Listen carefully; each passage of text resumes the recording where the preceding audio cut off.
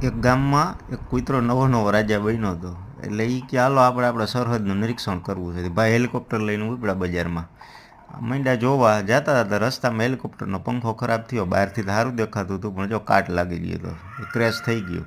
ભાઈ આપણા પેરાશૂટ લઈને કૂદ્યા તો ખરી જોયું, ચશ્મા બસમાં બધું હતું હોય ને પાસે એમ તો વ્યવસ્થા. આવ્યા સીધા નદીમાં. હવે નદીમાં માંડ કરીને ઘોડકું ગોઈતું બેઠા હતા ને જતા હતા. આ એક મગર નીકળ્યો. હા, મગર કે હાશ કેદીના ભૂખ્યા છે કે, અને આવ્યા ભાઈ આજે આને પટાવી દઉં, ખાઈ જાઉં. કૂતરો કે લા માપ મારે જો હું રાજા છું. કે મગર કે મને ક્યાં ખબર, તમે મને ક્યાં કાંઈ કીધું કંઈ કે. તો કે ના, મીટિંગથી ત્યાં તેડાવાય નહીં કે. કાંઈ વાંધો નહીં કે એમ કરીને સમજાવી દીધો મગરને. મગરની બેન દોસ્તી થઈ ગઈ. પછી મગર એને લઈ ગયો.